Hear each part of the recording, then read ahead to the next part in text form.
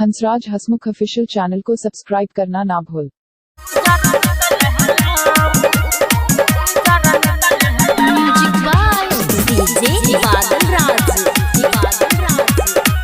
JK Yadav Films। पीके आवेला घर है पाँचा में लागे घर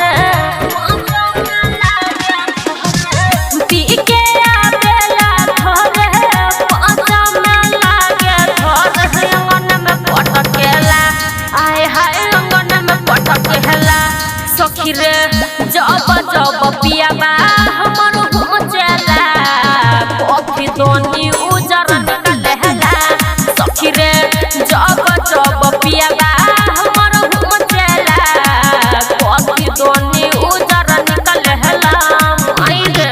जय बाबा Mangalnath recording studio Janakpur Dham Nepal. Music by DJ Badal राज।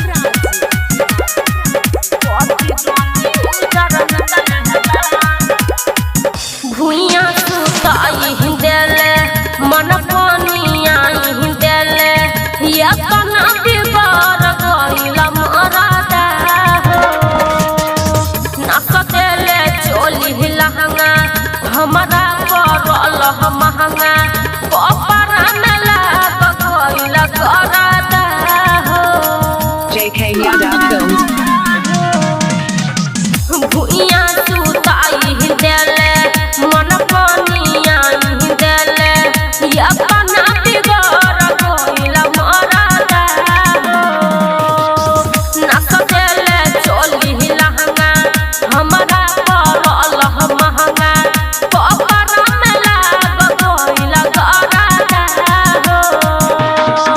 चूसी उठवा के लाली तुरले बाकान के बाली पिनक कर रहेला हरदम पिनक कर रहेला सखी रे जब जब पियाबा हमर घुमचेला कॉफी दोनी उजर निकलेला सखी रे जब जब पियाबा हमर घुमचेला कॉफी दोनी उजर निकलेला आई रे। JK Yadav Films। Music by DJ Badal Raj.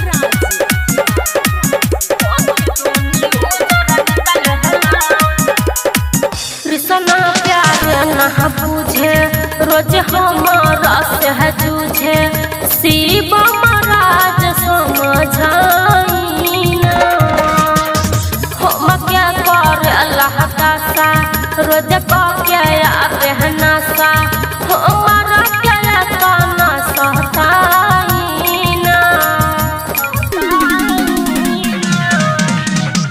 Krishna प्यार न बुझे रोज हमारा से जूझे और नया सिख समझाई ना हम क्या कर अल्लाह दासा रोज का क्या रहना सा हमारा क्या काना सहताई ना JK Yadav Films।